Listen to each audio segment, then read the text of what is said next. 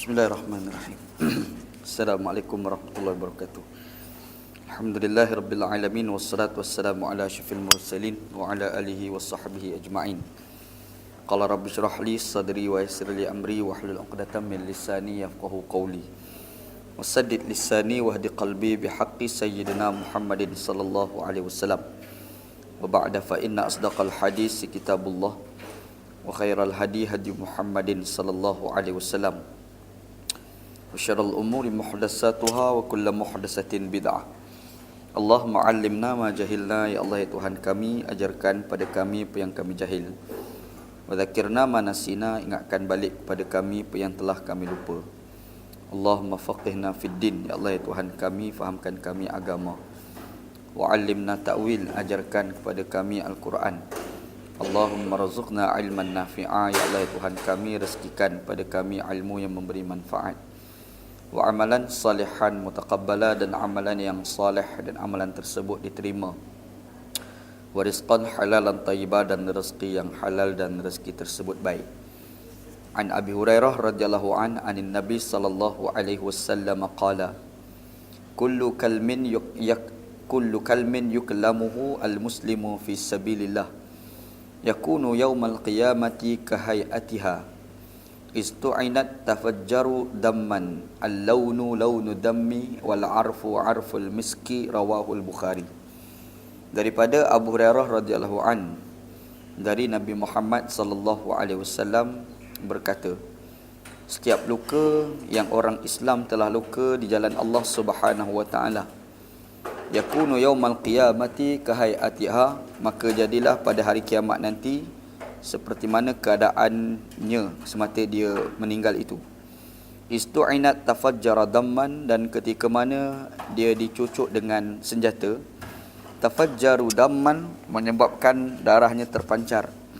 Al-launu launu dammi, warna darah itu warna darah yang berwarna merah. Wal arfu arful miski, dan juga baunya adalah berbau kasturi. Sadaqa Rasulullah sallallahu alaihi wasallam, benarlah Rasulullah sallallahu alaihi wasallam. Hadis sahih riwayat al-Imam Al-Bukhari. Alhamdulillah, syukur pada Allah Subhanahu taala, pada hari ini kita bertemu di surau kita ni untuk kita kuliah Zuhur. Mudah-mudahan kuliah kita hari ini diberkati oleh Allah Subhanahu taala, insya-Allah. Dalam kuliah kita yang lepas kita ada bincang berkenaan dengan bangkai tikus jatuh di atas minyak sapi yang dah beku. Nabi SAW menyatakan bahawasanya bangkai tikus itu hendaklah dibuang, dan kemudiannya potong di keliling minyak sapi yang beku itu. Lepas tu minyak sapi yang berbaki itu boleh dimakan. Nabi SAW nyatakan sebegitu. Ada beberapa pengajaran yang kita boleh ambil. Antara pengajaran yang kita boleh ambil daripada hadis tu adalah, yang pertamanya, hari tu kita ada cerita berkenaan dengan ada beberapa jenis binatang yang Islam membenarkan kepada kita untuk kita bunuh. Antaranya binatang itu yang disebut dalam hadis Nabi SAW adalah ghurab. Ghurab ni maksudnya burung gagak. Yang keduanya, antara binatang lain yang Nabi SAW benarkan untuk kita bunuh adalah tikus. Nabi SAW benarkan untuk kita membunuh burung helang. Apa lagi? Ada beberapa jenis binatang, dan semua ni binatang-binatang ni yang Nabi SAW menyatakan boleh bunuh tu adalah kerana faktor kesihatan. Kalau kita tengok ada hadis juga ada menceritakan tentang bunuh cicak. Cicak tu Nabi Muhammad SAW kata kita boleh bunuh. Sebab cicak ni mungkin dia boleh membawa masalah kesihatan kepada kita lah. Maka disebabkan kewujudan dia bahaya pada kesihatan kita, makanya tidak hairan benda tu dibenarkan oleh Nabi SAW untuk dibunuh. Tikus antaranya lah. Tikus ni dia bahaya. Sekarang ni ada penyakit kecil tikus, bahaya. Jadi tak pelik lah Nabi SAW ni suruh kita bunuh tikus. Lepas tu hadis Nabi SAW tu, Nabi Muhammad SAW ni kata tikus tu dah mati jatuh di atas minyak sapi. Kita buang tikus tu dan kita potong keliling minyak sapi yang beku tu. Lepas tu kita buang yang keliling yang kena kat tikus tu. Tapi yang berbaki tu kita boleh makan. Jadi Nabi SAW ni gambarkan pada kita ni elakkan daripada pembaziran. Islam ni ajar pada kita jangan membazir. Membazir ni dalam Quran sebut adik-beradik syaitan. Innal mubazzirina kanu ikhwana syayatin wa kana syaitan lirabbihi kafura. Allah Ta'ala sebut dalam Quran, kata Allah, sesungguhnya orang yang membazir itu adik-beradik setan. Dan setan ni terhadap Tuhan dia adalah kufur. Wala'idzubillah. Itulah kita dah bincang hari itu dalam kuliah kita hari itu. Hari ini insya-Allah kita masuk hadis Nabi sallallahu alaihi wasallam. Hadis ni daripada Abu Hurairah radhiyallahu an. Ya Nabi sallallahu alaihi wasallam ni dia ada bagi tahu, Nabi Muhammad kata tiap-tiap luka yang telah menyebabkan orang Islam luka di dalam jalan Allah SWT. Maksudnya bila dia pergi perang, lepas tu dia kena tetak ke contoh, ataupun dia ditembak, jadi dia ni luka. Bila lukanya orang Islam itu, Nabi SAW nyatakan hari kiamat nanti macam mana keadaan dia dibangkitkan. Kalau dia masa dia perang fisabilillah, dia dilukakan, makanya akhirat nanti, kiamat nanti dia dibangkitkan dalam keadaan luka tu ada luka dekat badan dia masa dia dibangkitkan di akhirat nanti. Istu'inat tawajjaru damman. Nabi Muhammad SAW kata masa masa dia perang tu mungkin dia kena tikam contoh. Bila tikam tu darah dia terpancar. Bila terpancar tu Nabi Muhammad kata al-launu launu dammi. Darah yang keluar tu darah daripada badan dia keluar, warna darah tu merah. Nanti akhirat nanti darah dia tu akan jadi warna merah tu. Nampak darah warna merah tu akhirat nanti. Lepas tu Nabi Muhammad kata wal arfu arful miski, dan juga bau darah tu dia akan berbau seperti mana berbau kasturi. Hadis Nabi sallallahu alaihi wasallam. Hadis ni hadis sahih riwayat al-Imam Al-Bukhari. Hadis ni riwayat al-Imam Al-Bukhari. Dan hadis ni kalau kita tengok dia cerita pasal jihad sebenarnya hadis ni. Dia jihad ni kalau silap ulah ni boleh jadi ISIS. Kalau silap umpah kan. Tak apalah, secara literal, secara mudahnya hadis ni Nabi sallallahu alaihi wasallam nak sebut tentang jihad. Jihad ni di dalam Al-Quran, dalam hadis Nabi sallallahu alaihi wasallam, dia bukan semata-mata nampak perang. Jihad ni dia terlalu umum sebenarnya. Kalau kita baca dalam Al-Quran, contoh dalam surah Al-Ankabut ayat 69, Allah Subhanahu wa taala ada menyatakan yang dikatakan jihad itu antaranya adalah lawan kehendak hawa nafsu. Dan asal makna jihad ni bersungguh-sungguh. Bersungguh-sungguh tu dia panggil jihad. Kalau kita lakukan satu benda tu tidak bersungguh-sungguh, yang tu tidak boleh dipanggil sebagai berjihad. Apa-apa pun kalau kita buat bersungguh-sungguh, maka itu pun sudah dipanggil sebagai jihad. Segi bahasa mudahnya lah. Jadi kalau kita pergi dalam Islam punya tradisi, kita ni digalakkan apabila kita melakukan satu benda yang baik ni bersungguh-sungguh. Kalau kita semayang tu biar nampak bersungguh-sungguh masa kita semayang. Bila kita bersungguh-sungguh dalam semayang ni, maksudnya khusyuk, berusaha untuk nak dapatkan khusyuk. Bersungguh-sungguh semasa belajar. Macam mana bersungguh-sungguh masa belajar? Kita belajar tu usaha nak bagi faham. Bersungguh-sungguh kan. Apa-apa pun tindakan bersungguh-sungguh dipanggil sebagai jihad. Dalam Quran Allah Ta'ala disebut tentang jihad ni, dia bukan semata-mata perang. Dalam Quran Allah Ta'ala disebut tentang jihad ni, dia berkait dengan melawan kehendak hawa nafsu. Sebab itu Allah Ta'ala sebut walladzina jahadu fina lanahdiyannahum subulana. Allah Subhanahu Ta'ala kata mereka yang berjihad untuk kami pasti akan memberi hidayah kepada mereka dan petunjuk jalan yang lurus. Allah Ta'ala bagi jalan. Kita ni kalau bersungguh-sungguh melawan kehendak hawa nafsu kita, insya-Allah Allah Subhanahu Ta'ala ni akan bagi ruang kepada kita untuk nampak kebenaran. Jadi lawan hawa nafsu tu, yang kita kekang kehendak hawa nafsu kita, itu pun dipanggil sebagai jihad. Apa lagi? Banyak kalau kita tengok dalam Quran, orang yang kedekut, tiba-tiba dia lawan sifat kedekut dengan cara menderma, itu pun jihad. Benda ni Allah Ta'ala dah sebut dalam Quran. Allah Ta'ala kata innal ladzina amanu wa hajaru wa jahadu bi amwalihim wa anfusihim fi sabilillah wal ladzina au, sampai habis Quran. Allah Ta'ala kata sesungguhnya orang beriman, yang kedua berhijrah dan berjihad dengan harta mereka dan juga nyawa mereka. Allah Ta'ala kait dengan harta. Maksudnya kalau kita ni kedekut pahit tak hidung masin tu, contoh tiba-tiba kita ni tengok tabung tu kita ketar punya kedekut, tapi kita gagah juga ambil duit bubuh dalam tabung. Jihad lah tu. Itu pun sudah dipanggil sebagai jihad. Maksudnya bila kita bersungguh melawan, kita ada sifat melawan hawa nafsu kita untuk kita melakukan sesuatu amalan yang baik dan bersungguh-sungguh, maka itu juga dipanggil sebagai jihad. Cuma kita tak nafikan di dalam Al-Quran Allah Ta'ala disebut kalimah jihad itu merujuk kepada perang. Ada. Contoh macam ayat dalam surah An-Nisa ayat 95. Allah Subhanahu wa Ta'ala kata la yastawi al-qa'idun minal mu'minina ghairu ulil darar wal mujahiduna fi sabilillah bi amwalihim wa anfusihim. Allah Subhanahu wa Ta'ala kata tak sama di antara orang-orang yang tidak berperang di kalangan orang yang beriman, yang tidak mempunyai sebarang mudarat. Lepas tu nak bandingkan pula dengan orang yang berjihad di jalan Allah Subhanahu wa Ta'ala, sama ada dengan harta mereka ataupun nyawa mereka. Maksudnya ada orang ni yang dia ni pergi perang, ada satu lagi tak pergi perang. Jadi Allah Ta'ala ada pamerkan jihad itu dalam maksud berperang, ada Dan kita ni pula orang Islam dalam dunia pada hari ni, bila sebut jihad, imajinasi kita adalah perang sahaja. Jihad nampak perang, kan? Padahal bila kita sebut jihad ni, dia bukan mesti perang. Dalam kerangka lain pun boleh berlaku jihad, kan? Kita menuntut ilmu pun dipanggil sebagai jihad. Konsep jihad tu penting lah. Lepas tu jihad ni, dia mesti mempunyai dia mesti ada niat yang ikhlas, yang dipanggil sebagai untuk memastikan kalimah Allah yang paling tinggi. Jihad dia kena macam tu.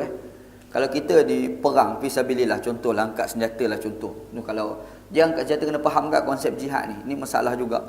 Yang orang jadi ISIS ni, jenis orang tak faham konsep jihad. Dia baca jihad ni dalam kerangka yang sempit. Dia orang jadi ISIS, tak jadi ISIS tu lah. Dia ada satu geng jadi ISIS, ada pula orang ni yang dia pergi tuduh orang tertentu sebagai ISIS. Itu pun kacau juga. Yang bising hari ni lah. Pergi tuduh Ibn Taymiyah ni lah punca fikrah. Ni orang tak belajar bercakap ni. Kalau orang belajar, dia tak cakap lagu tu. Kalau orang yang baca betul-betul tulisan Imam Ibn Taymiyah, dia tak akan cakap lagu tu. Tapi ada lah masalah dekat Malaysia, orang yang ada jawatan besar dalam kerajaan, kan, dia bercakap lagu tu. Kerana rasa orang ni dia kena baca lagi lah, kena belajar lah. Dah ramai dah profesor, doktor-doktor, ahli akademik tegur. Pensyarah dekat UIA tu, dia 3 orang dah tegur. Dr. Mahmud Zuhdi, salah seorang tokoh lah, ulama' dekat Malaysia ni pun dah tegur. Tak betul tuduhan terhadap Imam Ibn Taymiyah ni yang boleh melahirkan orang jadi ISIS, tak bertepat lah. Anas Syarif peribadi pun tak setujulah orang mendakwa orang yang terlibat dengan ISIS ni sebenarnya terpengaruh dengan Imam Ibn Taymiyah. Tak tepat lah, sebenarnya tak tepat lah. Ada cerita lah, itu kena bincang satu tajuk khusus berkenaan dengan ISIS. Anas sendiri terlibat dalam kajian tentang terorisme. Dia dekat Malaysia ni jadi satu badan. Nama badan dia adalah Iman Research. Iman Research. Dia buat kajian khusus tentang terorisme. Iman ni. Anas salah seorang penyelidik dalam tu. Mana dijemput untuk dalam badan ni untuk buat penyelidikan tentang terorisme. Dan fokus kajian Anas ni adalah pada pemikiran. Jadi bab-bab Ibn Taymiyah ni memang bidang Anas lah. Memang nak kaji lah macam mana boleh jadi teroris. Sebenarnya betul ke Ibn Taymiyah ataupun benda lain. Yang tu kena buat kuliah lain lah. Kan? Tak baca hadis mana kalau kita kubahan tu, kan. Dia ada cerita. Jadi Anas rasa salah faham ISIS tu satu part, salah faham orang terhadap Ibn Taymiyah sehingga mengaitkan dengan ISIS tu pun satu part yang kita kena clear jugalah. Ini tuduhan lah, tuduhan tak bersihat. Tak tahulah dia buat apa je dalam tu. Ni masalah tak suka Ibn Taymiyah lah ni. Okey, tak apalah cerita sini balik. Jadi dia tujuan perang ni, dia perang ni ada satu perang ni yang dikatakan perang ni adalah kita menyerang orang. Ada satu lagi, orang mari serang kita, kita mempertahankan diri. Macam tak? Macam kita kat Malaysia contoh, kita ni contoh diandaikan kita ni kuat.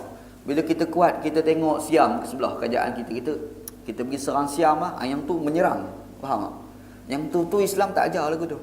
Islam tak ajar lagu tu. Pergi serang negara orang tak terpasal, kan? Tak boleh. Ada pula satu lagi, ni orang mari serang negara kita. Bila orang mari serang negara kita, kita kena serang balas, mempertahankan diri. Yang tu dituntut dalam syariah. Yang tu yang dituntut. Itu kena faham elok konsep jihad. Lalu orang akan bawa keluar cerita pada zaman Umar bin Al-Khattab radhiyallahu an, yang dia pernah pergi serang Baitul Maqdis. Macam mana pula? Sebenarnya dia bukan serang. Sebenarnya rakyat Baitul Maqdis tu ditindas. Jadi konsep contoh macam negara kita Malaysia, kan, contoh kita ni ada kekuatan. Tiba-tiba ada satu lagi kerajaan yang pemerintah dia pergi tindas rakyat, dia pergi bunuh lah apalah. Jadi untuk pembelaan terhadap orang yang dizalimi, kita yang kuat pergi bela. Jadi bila kita pergi bela, kita pergi perang. Serang tu bukan sebab kita nak serang negara dia. Kita pergi tu tujuannya untuk nak menghilangkan kezaliman yang berlaku dalam negara tu.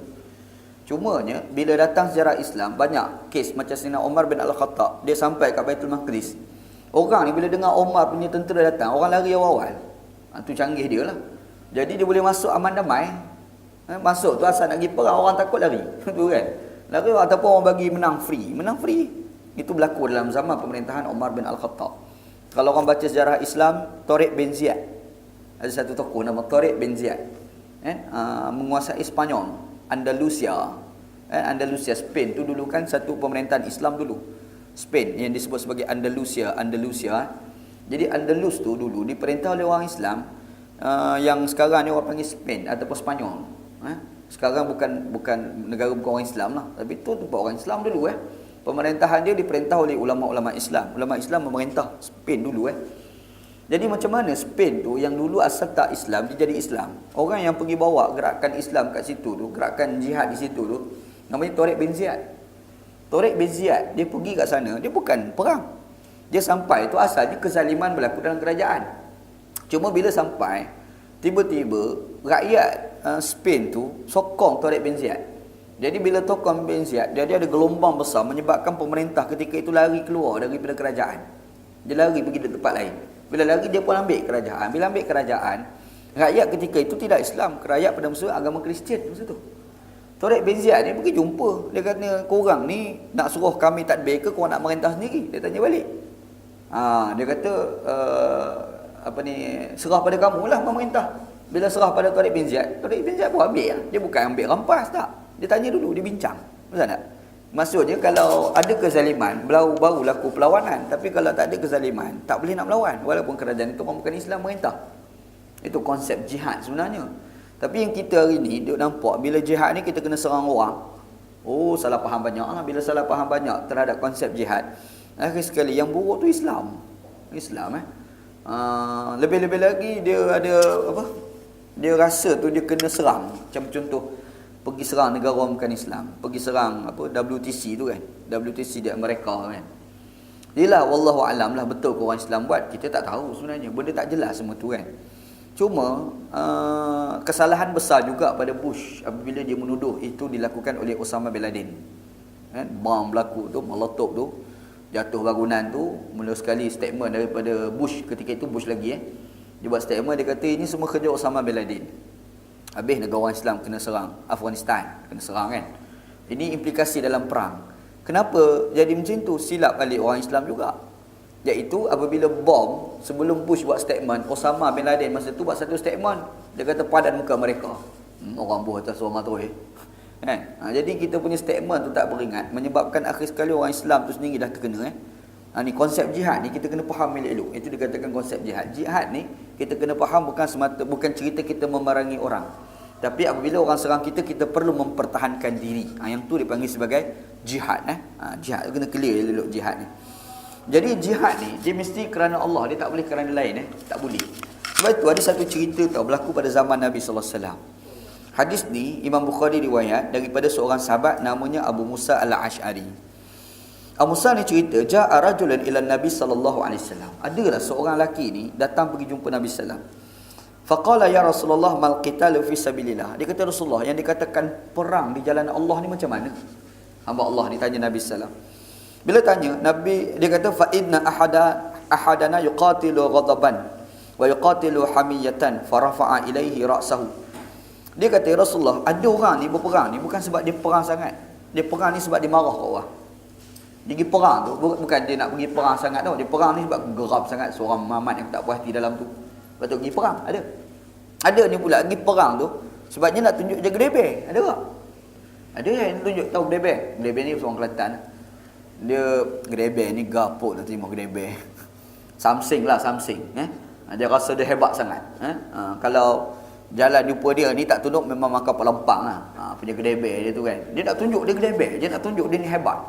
Ada orang macam tu. Ada ni sahabat Nabi ni kita tanya Nabi sallallahu alaihi wasallam. Macam mana Rasulullah? Orang perang kerana tu. Farafa'a ilaihi ra'sahu. Nabi sallallahu alaihi wasallam ni bila ada orang tu tanya, Nabi Muhammad ni tunduk, Nabi angkat kepala. Lenggok. Lenggok pula. Lenggok kan panggil lenggok kan? Orang Kelantan panggil lenggok. Kita panggil apa? Lenggok. Tahu ke apa dia? Angkat kepala tengok gitulah. Angkat kepala. Jadi Nabi Muhammad ni angkat kepala macam tu, tengok lenggok. Qala wa ma rafa'a ilaihi ra'sahu illa annahu qa'iman. Nabi Muhammad ni dia pergi angkat tu sebenarnya bukan sebab saja nak tunjuk angkat kepala tu. Muhammad tu masa dia tanya tu dia tengah berdiri. Muhammad tu Nabi duduk kat bawah. Bersila kat bawah ni kan. Hamba Allah tu datang berdiri tanya Rasulullah, orang perang ni ada keadaan marah, gedebel. Nabi tunduk, Nabi angkat kepala tengok dia. Muhammad tu pula tinggi, lagi lenggak. Kan, nak tengok. Nabi bila tengok tu, Nabi Muhammad tu kata, faqala man qatala litakuna kalimatullahi hiyal ulya fa huwa fi sabilillah. Nabi Muhammad SAW kata, barang siapa yang berperang untuk memastikan kalimah Allah yang paling tinggi, yang itulah yang dikatakan di jalan Allah Subhanahu wa taala. Dia perang ni mesti tujuan kemuncak dia untuk nak pastikan kalimah Allah yang paling tinggi. Itu kemuncak ni. Macam mana kita nak memastikan kalimah Allah tu boleh masuk dalam hati-hati manusia. Itu tujuan bagi perang. Hari ni orang perang fisabilillah, dia kata fisabilillah, tapi dia perang bukan orang makin nak Islam, orang lagi benci Islam. Kan dah salah dia punya tujuan tu kan. Tujuan Islam ni, tujuan perang dalam Islam ni untuk memastikan orang ni hati dia jauh daripada Islam, boleh kenal Islam. Tiba-tiba ada orang berperang, tindakan dia menyebabkan orang tengok Islam, orang jadi takut dengan Islam. Itu realiti yang kita kena akui berlaku pada hari ni. Berlaku je. Hari tu ada cerita, surat khabar baca sinar harian dalam minggu lepas tak silap mana. Sinar harian ada dua orang, dia perempuan tu dua-duanya Amerika lah. Warga negara Amerika. Tapi isteri dia tu betul-betul orang Amerika. Suami ni adalah orang Pakistan yang dah jadi warga negara Amerika. Muslim lah, dua-dua ni Muslim Naik kapal terbang ni kat Amerika tu nak pergi melawat satu negara lain lah. Nak berjalan Jadi dia naik atas kapal terbang. Lepas tu tengah atas kapal terbang tu ada orang telefon si isteri ni. Dia pakai tudung lah, perempuan ni pakai tudung. Orang telefon, dia pun angkat telefon atas kapal terbang sebelum nak bergerak tu. Kan kalau kapal terbang kan selalu kita boleh angkat lagi, tapi pramugari usah play dia usah tengok. Kita pun alamak, ni usah ni nak mengorak aku kenapa ni? Kita confuse kan. Sebenarnya dia usah tu sebab kita pegang telefon tu. Dia tak boleh kan. Jadi Minah ni angkat telefon. Bila angkat telefon tu, mari pramugari seorang kata tak boleh ni telefon tu. Dia pun letak telefon. Telefon letak macam mana tahu? Dia tersebut Allah. Allah sepatah Allah dia sebut Bila dia sebut Allah, apa berlaku? Pramugari dengar. Bila pramugari dengar kalimah Allah tu, dia kata Islam ni. Bila Islam, dia pergi jumpa dengan pilot. Jumpa pilot, dia bagi tu pada pilot. Pilot ni kata, aku tak nak berjalan kapal terbang ni. Kapal terbang ni aku tak nak pergi jalan. Bila tak nak berjalan, last sekali berhenti. Ni, siasat dua orang. Tak pasal-pasal. Padahal dia sebut Allah je. Faham tak? Kalau kita melatah Allah, Allah tu, rupanya kalimah Allah tu, yang bila sebut Allah dikait dengan orang Islam kan, dia terus dilihat bahaya. Dia takut kapal terbang tu nak dirampas lah, nak kena bom, macam-macam dia fikir. Betul tak? Sebab apa? Sebab Islam tu dia telah dilihat sebagai agama yang menakutkan. Salah siapa agak-agak? Kita nak salah ke orang kafir pun tak boleh juga. Salah dia salah juga. Tapi nak salah mutlak pada dia tak boleh, sebab kadang-kadang yang tindakan ekstrim itu sendiri berlaku dalam kalangan orang Islam. Orang Islam tu sendiri tu dia ganas sangat, dia suka bunuh orang, tak ada pasal kan. Macam keluar video ISIS tak ISIS, dia sembelih orang tapi dia baca Allahu Akbar. Itu yang susah tu. Dia sembelih orang, lepas tu dia takbir kuat-kuat. Kacau banyak tu. Kan? Sekali orang nampak, Islam ni agama sembelih orang. Berat. Ini problem Isu ni kenapa? Bukan isu Islam. Isu ni salah faham orang Islam sendiri terhadap Islam. Orang Islam sendiri dah salah faham terhadap Islam. Orang kafir lagilah salah faham terhadap Islam. Ini problem yang kita kadang-kadang kena selesaikan. Jadi bila kita tengok tindakan sebegitu, jadi takut. Dia kalimah Allah tu dia tak boleh nak masuk dalam hati manusia. Bila sebut kalimah Allah, orang jadi takut, Tak boleh itu kita kena clear elok-elok. Apa tujuan bagi peperangan Sebab itu pada zaman Nabi sallallahu alaihi wasallam, antara sebab berperang ni boleh berlaku apabila orang menafikan hak kebebasan bersuara. Ada kes pada zaman Nabi perang Tabuk. Baca cerita perang Tabuk. Dia perang Tabuk ni nama perang, tapi perang tu tak sempat berlaku sebab orang kafir lari awal. Macam mana perang tu boleh berlaku? Nabi sallallahu alaihi wasallam ni ada seorang utusan Nabi bawa surat untuk hantar kepada Raja Rom pada ketika itu, untuk nak ajak Raja Rom tu masuk Islam. Masa tu hamba Allah ni yang kalau kita postman dia bawa surat Nabi sampai tengah jalan. Rom pada ketika itu besar, dia punya pusat pemerintahan. Antara kerajaan yang di bawah pemerintahan Rom ni, Syria pada hari ni lah. Syria pada hari ni dia panggil Syam masa tu. Syam. Sampai dekat Syam, negeri bawah Rom ni, dia kerajaan Kristian. Seorang dia punya raja kecil dia ada maharaja, dia ada raja, betul kan? Yang maharaja tu besar. Ni bukan cerita laut ni. Kita kat Malaysia ada lawak, Maharaja lawak, raja lawak. Dia raja lawak tu yang kecil-kecil tu. Yang besar tu dia panggil maharaja lawak. Kan? Dia pun betul konsep raja dengan maharaja tu berlaku sebenarnya. Kalau kita baca sejarah Cina tu kan jadi raja, jadi maharaja kan. Type. Jadi raja kecil yang duduk kat Syria ni dia pergi bunuh utusan Nabi SAW. Nabi Muhammad marah dekat Madinah. Nabi isytihar perang. Kenapa Nabi isytihar perang? Sebab diorang ni menafikan hak kebebasan berdakwah. Betul tak? Kenapa Nabi boleh perang? Bila menafikan hak kebebasan berdakwah, maksudnya orang tu menghalang kalimah Allah ni sampai dekat dalam hati-hati manusia. Dia menghalang kalimah Allah tu masuk dalam hati manusia. Sebab tu Nabi berlakunya peperangan. Dia konsep kebebasan bersuara ni penting dalam agama Islam.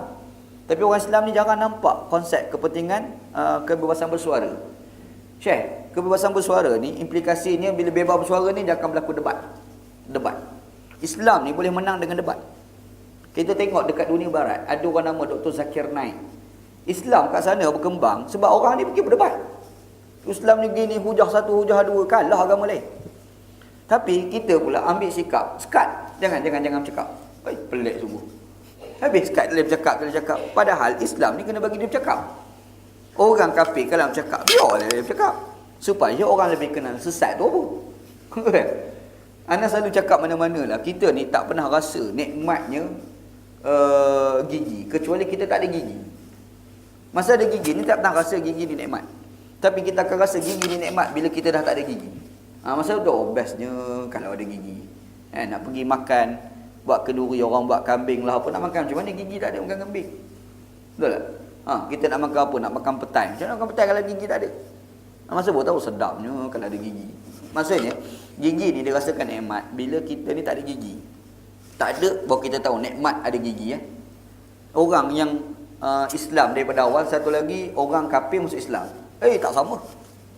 Kita Islam daripada kecil kan.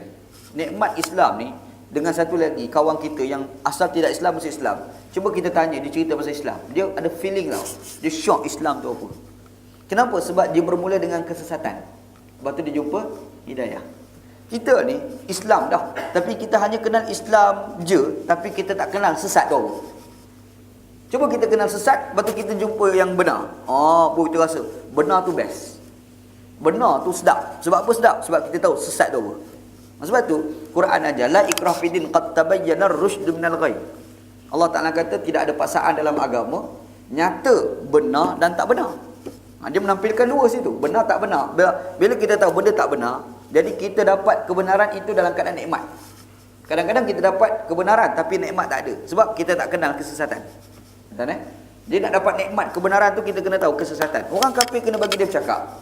Kita ni pula jawab. Bila jawab orang nampak, best ni Islam. Yang ni berlaku dekat negara orang putih hari ni. Dia bagi ruang. Dr. Zakir Naik datang. Dr. Zakir Naik dia bujar cerita Islam. Datang 2-3 orang bukan Islam, kita tanya soalan. Dr. Zakir Naik ni Allah Ta'ala bagi dia cerdik. Dia boleh jawab.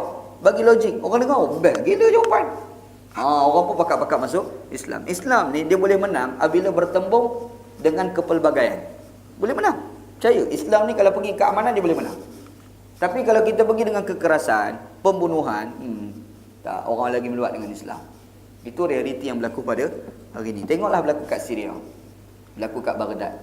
Negara-negara, kalau ada cerita, negara orang Islam, mudah tak? Negara orang Islam, mudah lalu. Kita pun tak faham. Kenapa orang Islam ni suka bunuh-bunuh? Kita pun tak faham. Itu realiti lah. Yang sepatutnya benda ni kita kena elak. Kita kena elak. Kita kena bagi konsep keamanan, kebebasan, kedamaian. Kalau kita berjaya bawa konsep ni, kita tak tahu kemungkinan akan datang Islam boleh diterima. Tu kena fikir elok lah, insya-Allah.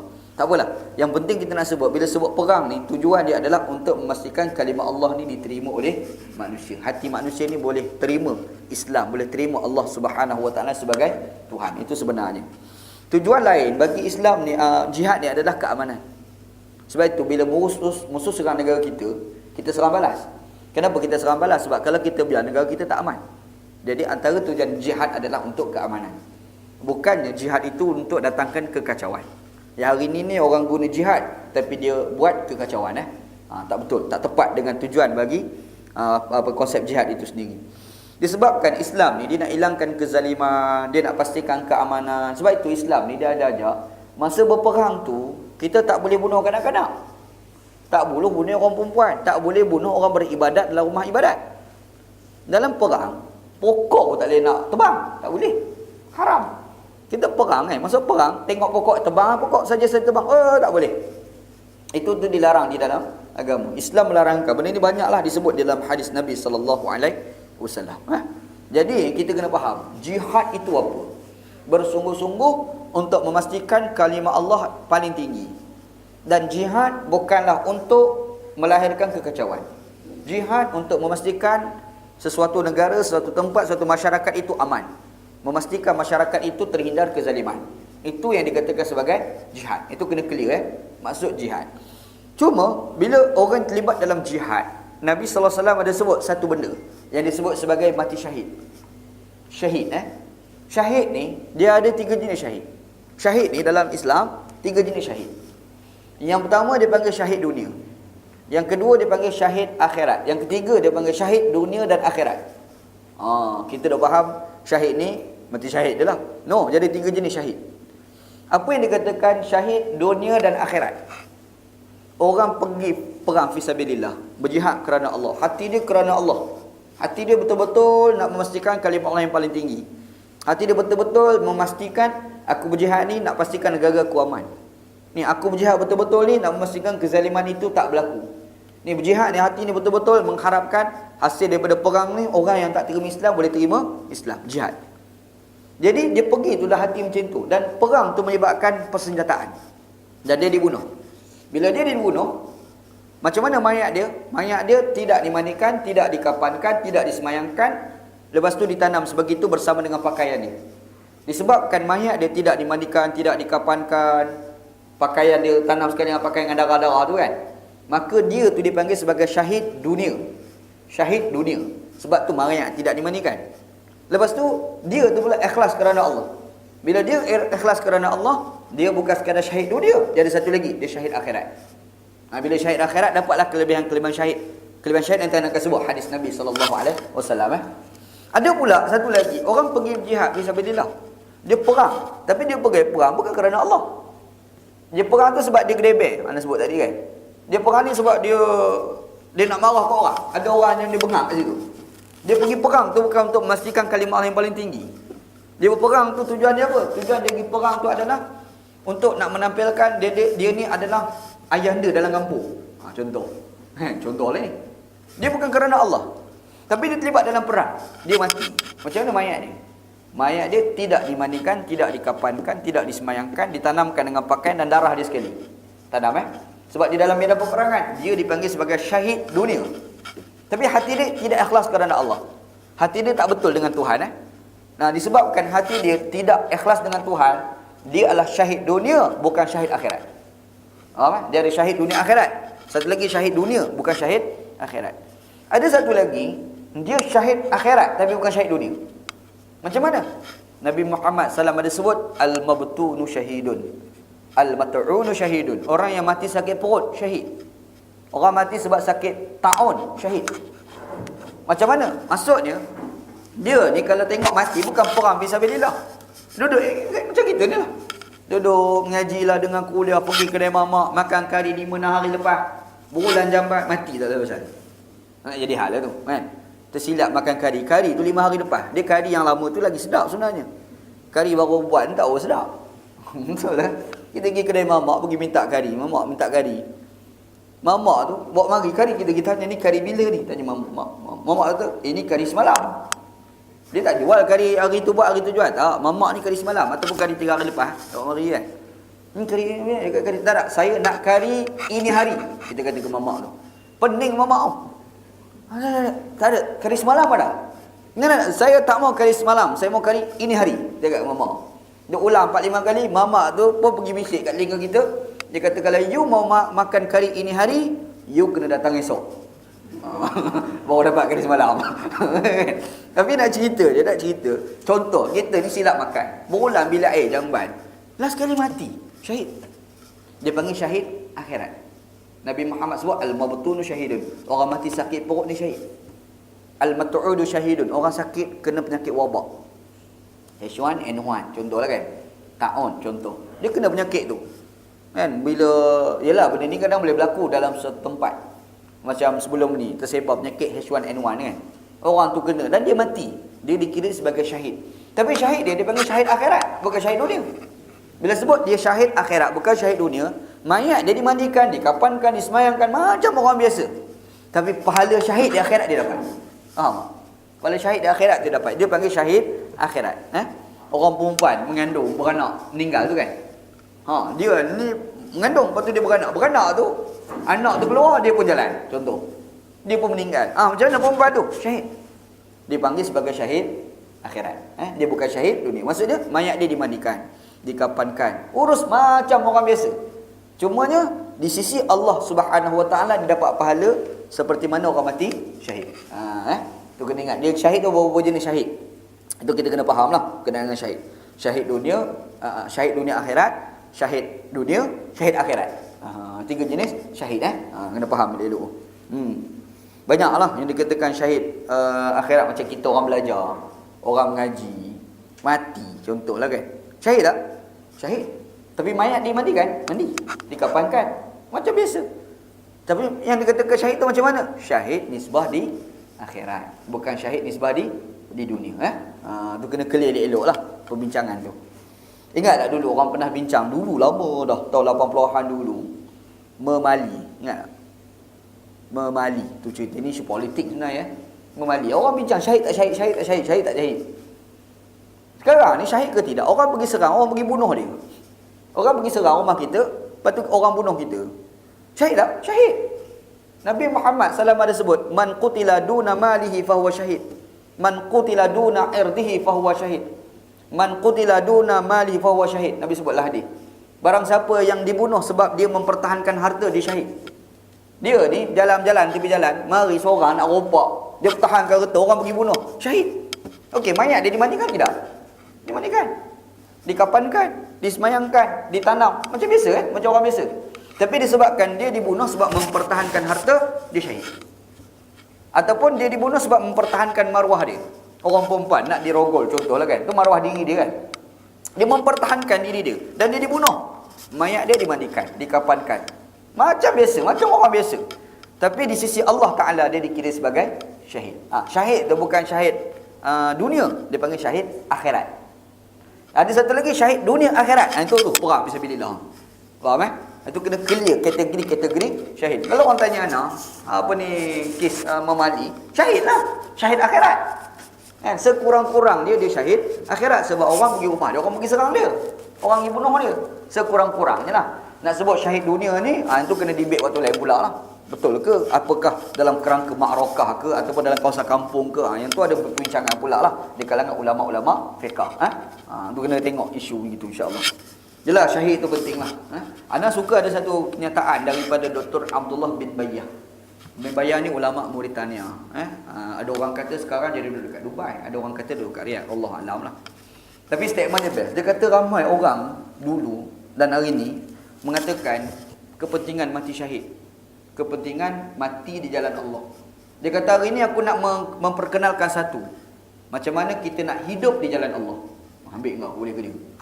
Kita ada fikir nak mati jalan Allah. Dia kata kita kena fikir macam mana nak hidup di jalan Allah.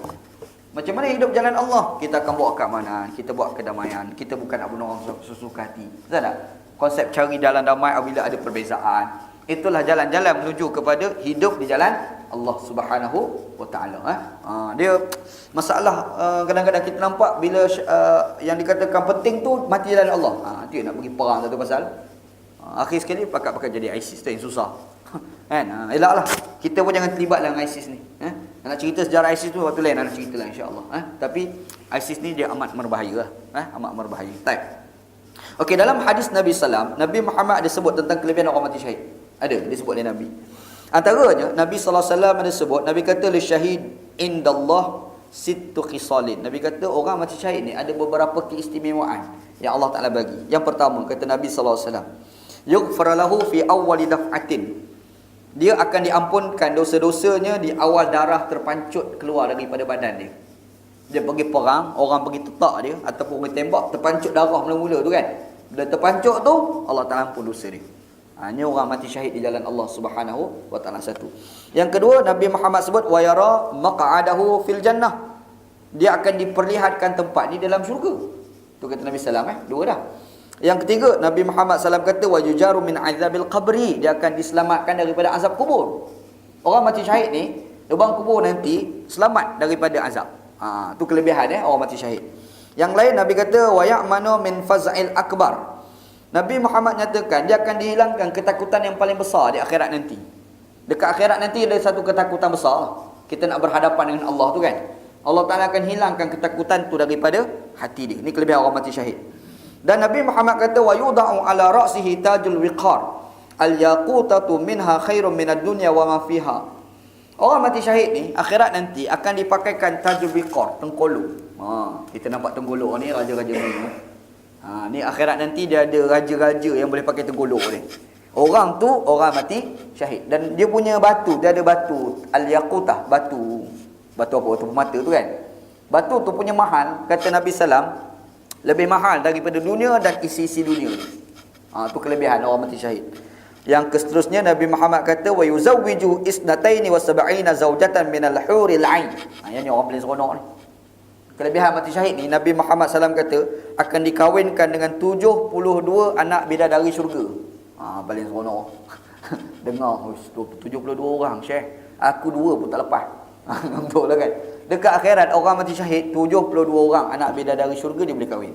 Allah Ta'ala bagilah kepada dia mati syahid. Yang terakhirnya Nabi Muhammad SAW kata wa yushaffa'u min sab'ina aqaribihi. Dia boleh memberi syafaat kepada 70 orang ahli keluarga dia. Ahli keluarga dia tu yang masuk neraka tu, dia boleh syafaat, engkau masuk syurga. Sebab aku mati syahid. Pasal tak? Itu disebut oleh Nabi sallallahu alaihi wasallam lah. Ini beberapa keistimewaan berkenaan dengan orang mati syahid. Baik. Dalam hadis ni Nabi sallallahu alaihi wasallam dia ada nyatakan bahawasanya tiap-tiap luka orang Islam di jalan Allah Subhanahu wa taala akhirat nanti dia akan dibangkitkan dalam keadaan duka dia tadi. Lepas tu darah dia tu warna merah. Dan Nabi Muhammad nyatakan juga bau dia seperti bau kasturi. Dia sebabkan hadis ni Nabi Muhammad SAW ni sebut orang mati syahid ni darah dia tu bersih. Darah dia tu seperti akhirat nanti berbau dengan bau kasturi. Disebut oleh Nabi SAW. Maka menyebabkan ada ulama' ni khilaf dalam isu orang yang mati syahid, mayat dia disembayangkan ataupun tidak.